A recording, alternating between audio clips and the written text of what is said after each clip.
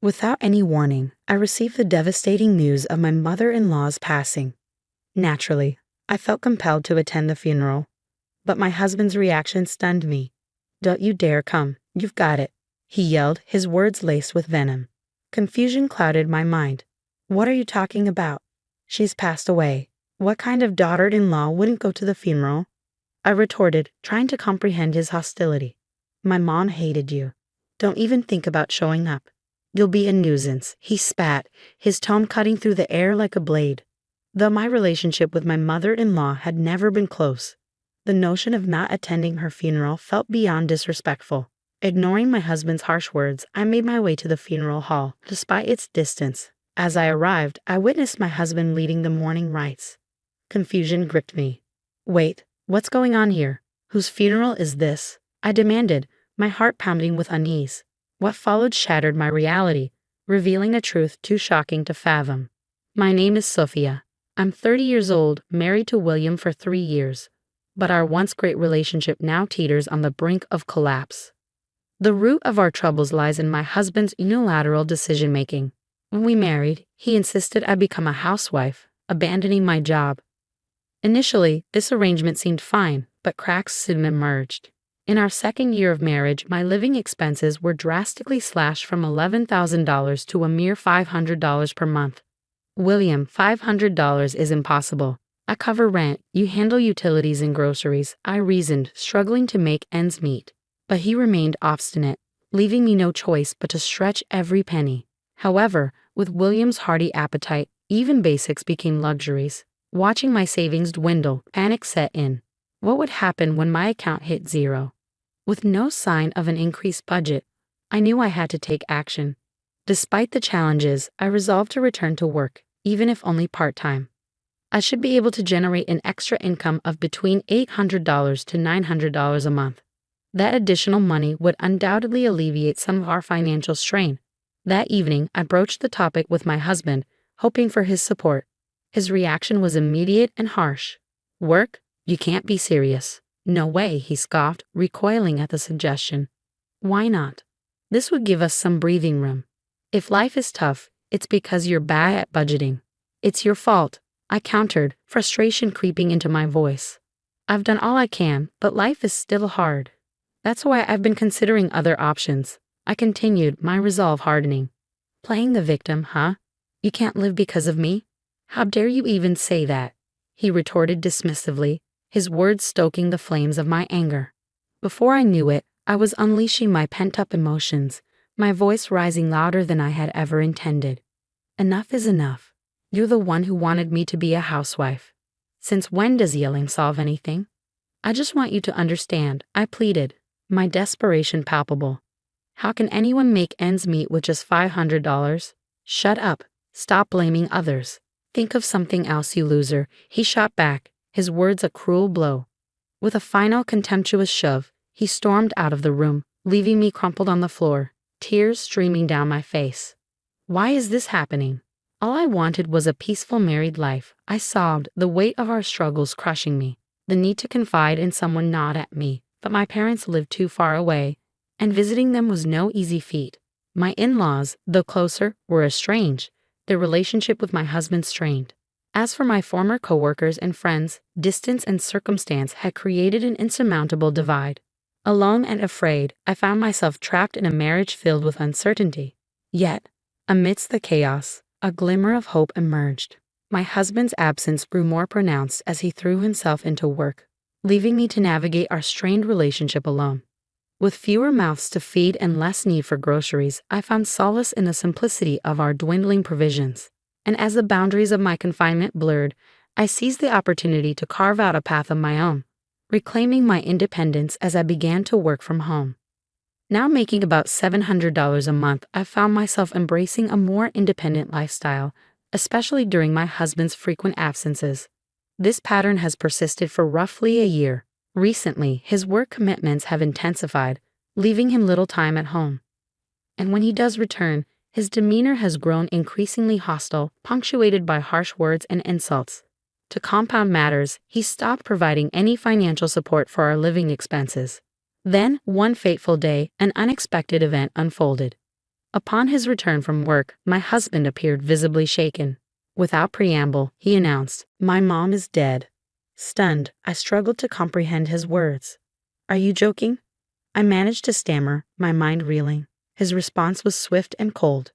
"Why would I lie about something like this?" He snapped. "I'll go to the funeral alone. You stay here." Caught off guard by his abrupt declaration, I couldn't help but protest. "Wait, what? Why would you go alone to your mother's funeral?" "She's my mom too," I countered, my confusion mounting. His dismissive reply only fueled my frustration. "You don't need to come. I'm enough for my mom's funeral," he declared firmly. "Are you serious?" I retorted, struggling to comprehend his reasoning. His impatience was palpable. "Just don't come to the funeral." "Got it?" he snapped, his tone final. "What are you talking about? What kind of daughter-in-law doesn't attend her mother-in-law's funeral?" I shot back, incredulous. His response was chilling. "Enough. Mom hated you. Okay. Just don't show up at the funeral." His words struck like a blow. "What? My mother-in-law hated me?" I gasped, unable to process his revelation. "Yes, exactly. So even if you did come to the funeral, my deceased mom wouldn't be happy," he concluded coldly, leaving me speechless. I couldn't believe what I was hearing. A sharp pang pierced my chest as the harsh reality was laid bare before me. Seeing my distress, my husband let out an exasperated sigh. "Enough already. If mom hated you, dad feels the same. Your presence would just make everyone uncomfortable." "Fine, I get it. Just stop," he insisted, his tone weighted with frustration. "You better," he added sternly. "All right, don't come to the funeral," he pressured, leaving me no choice but to acquiesce. 2 days later, in the early hours of the morning, my husband bustled about, preparing for the day ahead. As he disappeared into the bathroom, I noticed his discarded pajamas and his phone left unlocked on the table. Curiosity piqued, I glanced at the screen, revealing directions to the venue for the day. Something felt amiss. The location indicated a 40-minute drive from home, but it wasn't towards William's family home. It would take at least an hour and a half to reach his parents' house from there. Why choose a location so far away? Lost in thought, I barely noticed my husband's return. Hastily, I scooped up the pajamas, making sure he didn't catch on to my snooping. "I'm leaving," he announced, striding out the door. Still unsettled by the discrepancy, I decided to attend my mother-in-law's funeral, dressed in somber attire.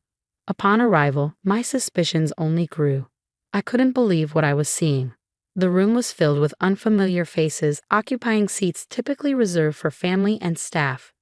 And there was my husband, standing at the front, delivering a speech as the chief mourner. "Thank you all for gathering here today in honor of my wife," he began, his voice thick with emotion. "What is this?" I thought, my mind reeling. Riley was William's wife. William, shedding tears, played the role of the grieving husband convincingly. Normally, I would have confronted him immediately, but the solemnity of the moment held me back. Then, I overheard a conversation from some women seated behind me. "Did you hear? The chief mourner is divorced." "Really?" He seemed so steady. "Yeah, his previous wife was a handful, you know. Apparently, she left him with a huge debt. A debt that's troublesome. Finally, she left. The divorce papers and all. He met his current wife soon after, even knowing she was sick and wouldn't live long. They got married because they were in love. So it's a love story, huh?" The truth hit me like a tidal wave. I had never left. Anger surged within me as I realized the narrative had been twisted. I had to confirm it once more. Upon checking, I discovered that our divorce had indeed been finalized about 6 months ago. My husband must have met his now ailing wife soon after and hastily married her. The reason for his frequent absences became painfully clear. He was living a new life with her. Connecting the dots, my anger reached its boiling point. He had erased me from the family register and married another woman behind my back. Enough with the insults already. "Will," I seethed silently. "This is it.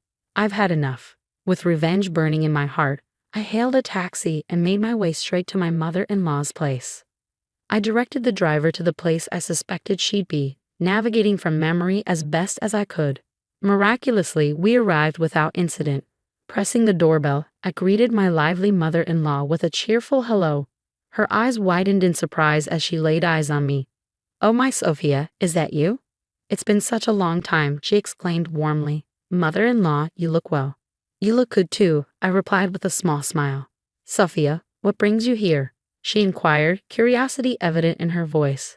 I came unannounced, but there's something urgent I need to talk to you about. I confessed, my tone serious. Something you have to tell me. And so I poured out my heart to my mother-in-law, recounting every detail of the mistreatment I endured from her son. I shared how I struggled to make ends meet, how he had already divorced me without my knowledge, and how his actions left me broken. Tears welled up as I spoke, and soon, I found myself sobbing uncontrollably. My mother-in-law gently rubbed my back, offering solace in her touch. Sophia, I'm so sorry you've had to go through all this. My idiot son, please forgive me, she pleaded, her voice laced with remorse. It's okay. I should apologize for showing up and burdening you with this, I replied, attempting to regain composure. Why didn't you come to me sooner? She asked, genuine concern evident in her eyes. William told me you didn't like me. Suddenly, realization dawned on me. My mother-in-law and I had been deliberately kept apart. My husband likely feared our bond, especially if it threatened his schemes. Unbeknownst to me, he had manipulated his family into believing I was sick and incapable of working, painting a false narrative to solicit financial assistance. But now, armed with the truth, I knew it was time to confront him. I had nothing to fear as I confided in my mother-in-law about my plan for revenge. Despite the funeral having ended, a few lingering attendees remained. Seizing the opportunity, I approached one of them under the guise of an acquaintance. Excuse me, do you know where the deceased's family lives? I couldn't make it to the funeral and I want to bring some flowers later, I explained. With a little deception, I obtained the address of my husband's mistress's family home. The following day, armed with funeral flowers, I made my way to their doorstep. A grief-stricken woman, likely the mistress's mother, answered the door. Introducing myself as a friend, I was invited inside. As I was led to the room with the family altar, I spotted my husband among the mourners. Sophia, what are you doing here? He exclaimed, his shock evident. Before he could react, I disclosed the truth. I'm sorry for lying. I am this man's ex-wife, I declared, facing his stunned expression. Ex-wife? Why would you be here? He sputtered, clearly taken aback. Your daughter and I were both deceived by this man. I found out just yesterday at Riley's funeral that I was divorced. I continued, my voice trembling with anger. As Riley's father demanded an explanation, the atmosphere shifted drastically. William's face paled under the weight of his wrongdoing. Emboldened by their support, I confronted him further, demanding accountability. Just then, the doorbell rang, and Riley's mother returned with my mother-in-law in tow. As my mother-in-law berated him, William's facade crumbled. It turned out that he had not only lied about needing money for Riley, but had also gambled away the borrowed funds. In the end, he was expelled from Riley's home and faced legal consequences. Ignoring his tearful pleas, justice was served. As I turned my back with my mother-in-law and began to walk away, a desperate voice called out from behind me. Kindly wait, he pleaded. Slowly, I turned around to face him. What, Sophia? I'm really sorry. Can we start over? He implored, his tone filled with desperation. Excuse me, if you don't help, I'll be sued, he added urgently. Don't worry, I plan on suing you too, I responded firmly, my resolve unwavering. What? He exclaimed, taken aback by my declaration. Yes, I've already made up my mind. After all the unjust treatment and being served with fake divorce papers, I'll sue you through a lawyer. Please forgive me, he pleaded, his voice tinged with remorse. Fuming, I unleashed my pent-up feelings on him. Do you think saying sorry will make everything okay? Do you even understand what you've done? I demanded, my anger palpable. Filing for divorce without telling me is a legal issue, you know. Your apologies are worthless because you've been lying and asking for financial support, utterly worthless. I continued, my voice laced with disdain. Sophia, wait, please, he pleaded, but I silenced him with a stern look. Quiet. Do you have any idea how many people you've hurt with your actions? What you've done isn't easily forgivable. Even a lifetime of making amends won't be enough. So from now on, stay out of my life. If you show up again, I won't hesitate to ruin you, I warned, my tone final. As my mother-in-law's hand touched my back, her warmth almost brought me to tears. Afterwards, William ended up paying back the $10,000 he borrowed from Riley's father in one lump sum. Additionally, he had to pay me alimony and a fine for forgery. His salary was never that high to begin with, and the financial hit seemed to hurt him quite a bit. He had to go into debt to pay the alimony, and now he's even receiving collection calls at work. It's only a matter of time before he loses his job. As for me, I returned to my old job immediately after the divorce. Now I'm living in an apartment near my workplace and enjoying peaceful days. Since then, I've been meeting with my mother-in-law regularly, updating each other on our lives. I feel our relationship has deepened even more after the divorce. My mother-in-law stood by me as we took our stand against her own son. I plan to cherish her as a second mother from here on out.